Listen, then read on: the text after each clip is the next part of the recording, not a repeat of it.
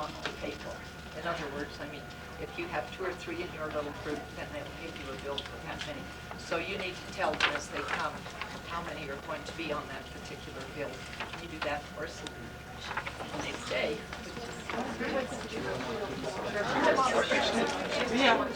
Hey, wait! I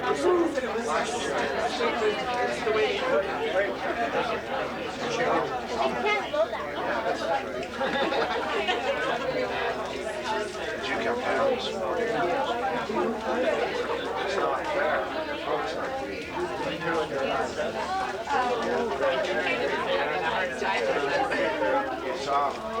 Cheese!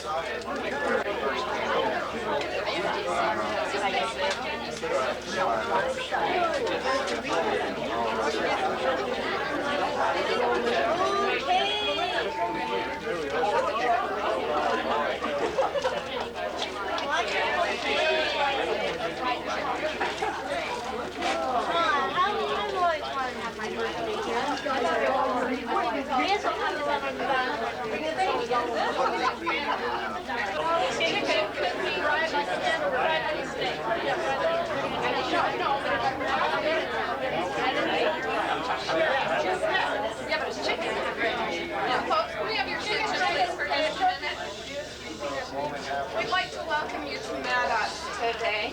This is Leanne, this is Faye, and I'm Sharon. If we can, we just need to know your choice of entree, salad dressing, and a drink. Okay? You gotta go Santa Monica. I think you got the right idea. It's about 3.5 hours to get radio and then nice city about 4 minutes. Oh yeah, sure. I've been there for years. Really enjoyed My it. kids learn to drive down there. Everybody Mary's was more learning to than drive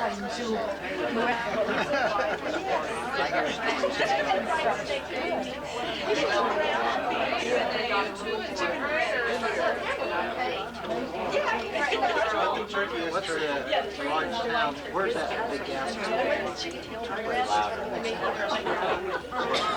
Where that big gas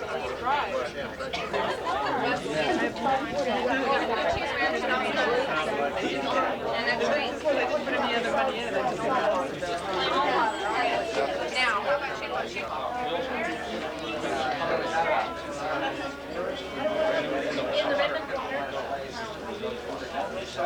Those Stacy's coming? Oh, good. It's cheaper to bring her home and drive back. Okay, great. We spend a lot of money on We'll have it. We will. Does Stacy play a choir? Does she? Okay, because we just got that. Yeah, we ordered it at a place in Salt Lake City. They said it was out of print. They kept trying to order it. We finally got it.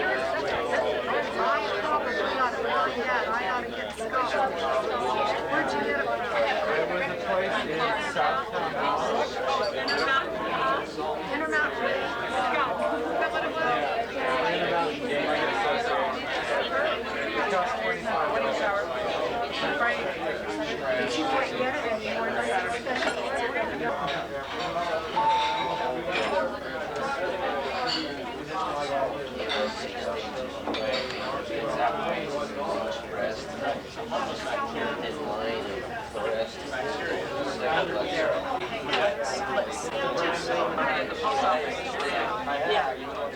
Well, actually, the post office now is small. They closed it down. Yeah. The post office was in the store.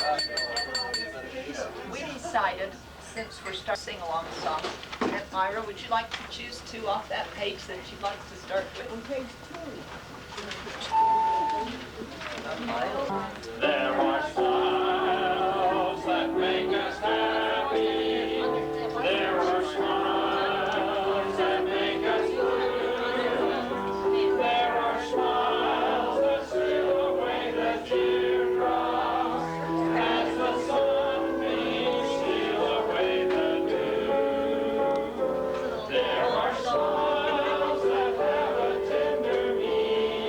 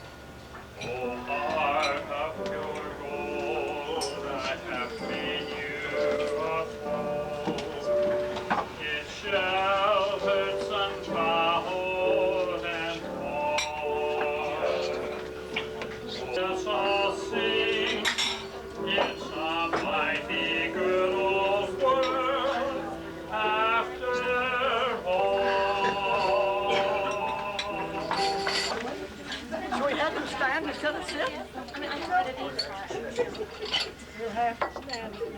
makes the cake?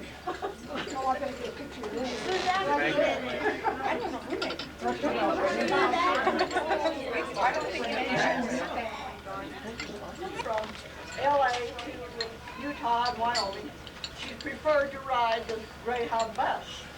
But I don't know how many of you knew that she liked the front seat and the front seat only. You would never find her in the middle or the back of the bus. And she also liked to have the seat by herself so that she could sleep or read or just look out the window at the scenery. But when the bus was crowded, of course that wasn't possible, and she had to have a seat partner. Now, today, we're going to reenact a typical trip from California. We think it was the last year we met in Logan, which is about 1982. But it's also the year when we had such water running around the country, if you remember right. So, you're going to need a good imagination. We were going to have them sit down, but they said you can't see them if they sit down, so you've got to imagine. And Sandra's going to be Myra, and our other three daughters are going to be the three seat partners that's going to sit by her. The one gets on at LA and gets off at Las Vegas. The other one gets on at Las Vegas and comes to St. George. And the other one gets on at St. George and drives on into Salt Lake. Jan is going to be Critical Clara, and Cheryl is going to be Gloomy Gladys. No, Jill Gloomy Gladys, and Cheryl is Boastful Bessie. So we will totally have a good imagination. But we don't have any props, but we do have a steering wheel. And so we will now begin. They haven't seen this before. Yuri, mind if I sit with you? Not at all. Looks like we're kind of crowded. Lots of people going somewhere for Thanksgiving. I guess we're lucky to get a seat. I'm only going to Las Vegas, but I'd hate to stand in the aisle if I were only going around the block. Where are you going? I'm going to Utah to spend Thanksgiving with my sisters and sister-in-law and their children and grandchildren. Sounds like you could have quite a crowd. There could be well over 100. Over 100? You must be talking about the Salvation Army. Now, personally, I wouldn't care for all that fuss and commotion. I much prefer going to a quiet little restaurant, eat all I want, and then get up and walk out without worrying about a stack of dirty dishes and having to visit with a bunch of boring relatives. You don't know what you're missing. We have such a wonderful time. Just hate for the time to come when we have to leave. You must have an unusual family. Now, I've never cared for any of my nieces or nephews. I only have one brother, and he married the queerest duck. I don't have a thing in common. She has a sharp tongue. At one time, I was a little overweight, and she had the nerve to tell me I should go on a diet. That she had seen wool sacks that had more waistline than I had. Not too diplomatic, eh? Diplomatic? Why, she's never heard of the word. But I kind of got even on with her. She thinks she can sing.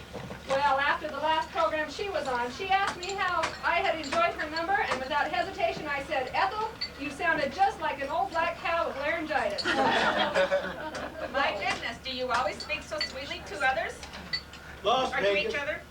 Las Vegas, we'll have 1 hour for lunch. Well, this is where I'm going. I certainly enjoy talking with you. Bye now. Goodbye.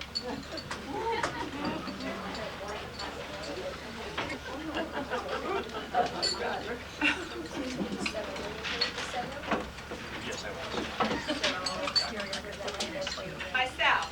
But when there are so many people coming and going for Thanksgiving, I guess we should be lucky to eat. Heather, it's so depressing.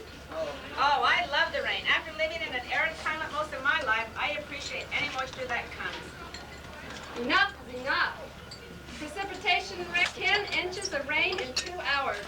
He's a math teacher at the University of New Orleans, and he says his computer science class calculated that at that rate, Noah could have launched the Ark in 29 days. Amazing, isn't it? Yes, it is. Are those folks in Louisiana thinking of building an ark? Yeah, they really are.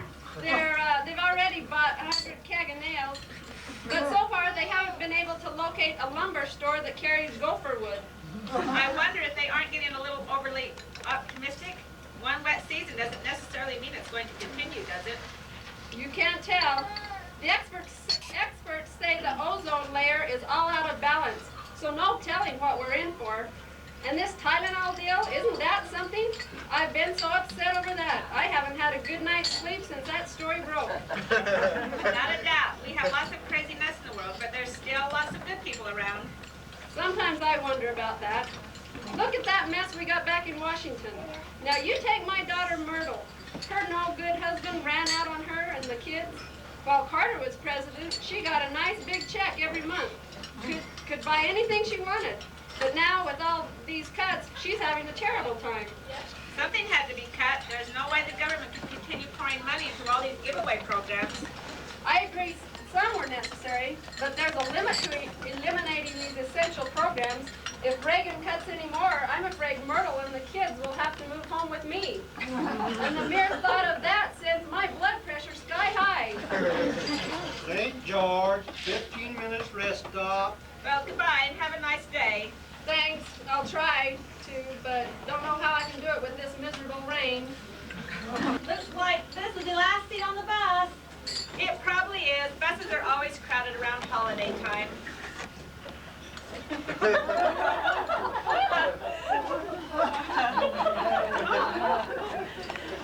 Sorry, traveling always makes me drowsy. Are you going far? To Salt Lake and then on to Logan. Logan, I love Cache Valley. My daughter lived there several years ago while her husband got his degree. Now they're clear back in New Jersey. I miss them so much. Just live for their letters. Oh, I have to show you some snapshots they sent me just last week.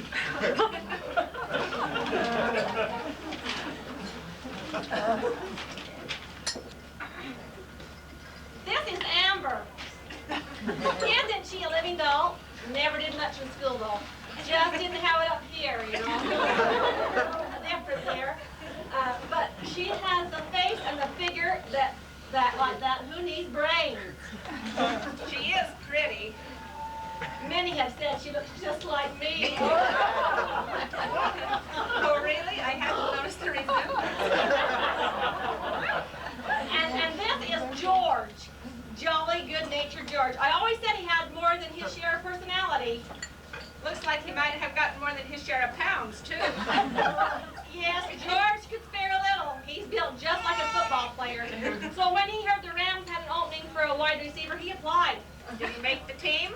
Well, no. The coach said he was wide enough, but he's never caught a football. So now he's in training to be a cook. George has always liked anything that even suggested food. I can see that. And this is Wilbur. He's our smart one, sharp as a tack. I always said if anyone can turn the world around, Wilbur is the one. Pretty intelligent, huh? You better believe it. He just received word that he was chosen to conduct a study of the vocal cords of frogs. The government will pay him $250,000. That sounds like the government, all right. Some other studies are right down ridiculous. But Wilbur said they'll gain a lot of vital information from that survey. He says they hope to find out if there's a correlation between the length of a frog's jump and the pitch of his croak. You mean to say they're using $250,000 of our taxes to find out whether a frog's jumping ability is controlled by his voice box? Now, I think I have heard everything. Does President Reagan know about this? I'm going to write a letter to him right today. No wonder they can't balance the budget. Think, I'll send a carbon copy to Tip O'Neill and Jake Garn, too. Salt Lake City, end of the line. Are we in? Everybody off. Oh, are we in Salt Lake already? Hasn't this time gone fast? I did want to show you some of my son Herbert and his family. He has 5 of the most darling kids you could ever imagine. If you would like to take just a few more minutes, it wouldn't take long. I know you would enjoy looking at them. I'm sure I would, but I can see my sister Edith standing over there waiting for me. So I've really got to say goodbye. Well, then, goodbye. Have a nice Thanksgiving. Thanks, I'm sure I will. Bye. And union rules were broken by having one driver drive all the way from LA to so the company fired Milo, so he's had to go back to the salt mine. It's garlanded with red balloons. and tight and stuck with tiny wings. It's bigger than your arms can hold, but fits you like a glove. A birthday made of woven gold and buttoned on with love. We hope, Aunt Myra, that you today will especially feel our love for you. This has probably made you uncomfortable, but we've had a great time. So we hope that you will, in the end, have a good time too. You've touched all of our lives, and we're just happy to honor you this special birthday. We've come from near and far, and all those that couldn't come were really sad because they couldn't be here. To show you just how special you are to us. And even though you don't have any immediate children, I think we all feel like your children, so you end up with the biggest family of all.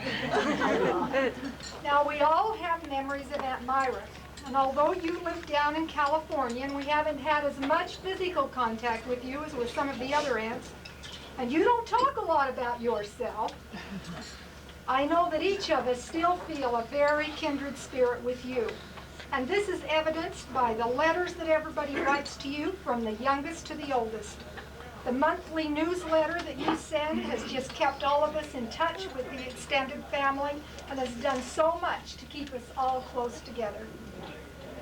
Maybe we ought to spend just a few minutes and talk about some memories of Aunt Myra now. This is dangerous, because as I thought about these things, you know, I'm going to leave out the very best. And all of you have special memories that you'd like to share too. In fact, when Aunt Edith came in, she said they'd been up to the DI, and what a fun time Aunt Myra had there. And that made me remember that memory. So if I've forgotten some, like I say, this is dangerous. From her childhood, since I wasn't there, I remember my mother relating how Myra and Edith would fight like a couple of cats, pulling each other's hair and roll on the floor, kicking and screaming, while she stood by crying in fear that they were going to kill themselves. As youngsters, you know that music was always very important in the Jenkins family, and they played the piano and sang and played a lot of duets. As a young girl, I always remember how special it was when Aunt Myra was coming home to visit. She often brought gifts, things not found around in the stores that we shopped in. Really lovely things, beautiful clothes. I remember one lovely iridescent taffeta dress. I think Janice and I each had one of a different color. I remember all the birthday cards and the money. In fact, Kristen was commenting, she said, Aunt Myra never forgot my birthday.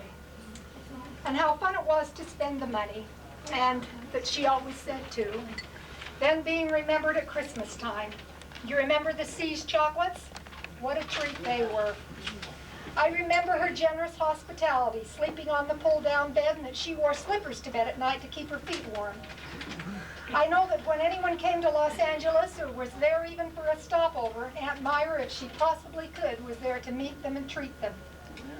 I remember when she spent a day with Elwyn and our family when the children were young at Disneyland, and what a special time that was. I know she's a staunch church member and has used her extraordinary secretarial skills, serving often as secretary to this various or that various church organization, and she was Stake Sunday School secretary for many years. She also used these skills to help out at the Los Angeles Temple. Aunt Myra's lived an interesting and varied life. She's been independent and adventuresome. She loves to travel and see new places. She really loved living in California, from all I can gather, and she's traveled a lot over the state. She has many friends there, and they were always doing fun things together. Her friend and her went to Alaska, and then she and her friend in about 1940 quit their jobs and took a trip to Panama on a banana boat. Then they went to Mexico City. When she retired, she toured the U.S. and Canada by bus. Aunt Myra is a great bus traveler. And then she went to Guatemala when Janet and Gary were down there. And I know she loves San Francisco because she often spends her birthday there. We're glad she's here with us today. Like many of the extended family, my daughter Stacy has a unique relationship with Aunt Myra through letters. And she couldn't be here today, but she wrote a poem for this auspicious occasion. It's called Ants. Is an ant like in plant or an aunt like in font? I've tried to find the answer, but I'm just afraid I can't. The exact pronunciation may depend upon the aunt. Some aunts may feel like aunts, while others, you may want a more distinguished title with a highfalutin tone, and then you call them auntie when speaking of your own. We have a dear Aunt Myra, or so I've always called her. Maybe she's Aunt Myra, and it's always galled her. Aunt Myra's more refined, looking back upon her seasons. It might be the better word for this lady, and my reasons include her spunkin' spirit for living so far removed from the bosom of the family. Her independence has been proved. But she's kept us all together. She likes family unity. She seems to be quite fond of the apples in this tree. Born Myra Aurelia Jenkins, she was quite a talented kid. Played piano for church and school and skipped 8th grade she did. With her eyes on the horizon, she's a lady on the go, and she moved out west to work for the Eastern Steamship Co. She and her friend Edna quit their jobs to take a float to the sunny shores of Panama by White Fleet banana boat. She settled in California where she kept in touch by post. Those magic messages sent from a fairy godmother on the coast. A card for every birthday, a dispatch with family news of uncles, aunts, and cousins, who got married and just who's going to have a baby or a party or a ruckus. Sometimes she'd come to Utah, and she always takes the buses. Aunt Myra's turning 90, a most distinguished age. It prompts me to reflect, so I've penned this accolade. She's the eldest of her sisters, matriarch of the clan. We gather to give tribute. Cheer as loudly as you can. So we honor dear Aunt Myra. We gather round to say to this fairy aunt and sister, a most extraordinary day. Thank you. Sending this from the family to you today. We'll see if we can get it open. And also a card that I hope everybody had their signatures on, and if they don't, please let us know. Thank you, letter from dear. Let's see what we can see what's in here. I think I can untie.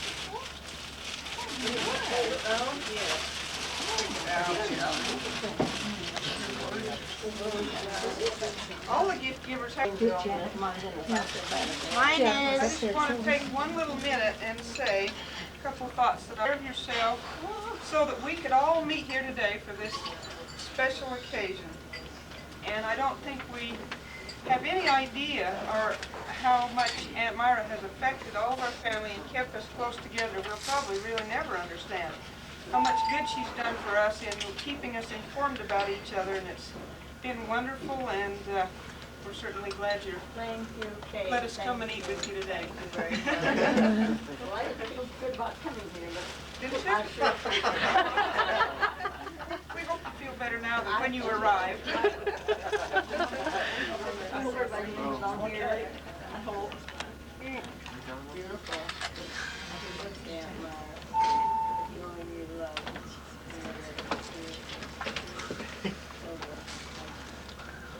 thank you very much, all of you. Thank you for all coming from so far and everything. Thank you. Thank you.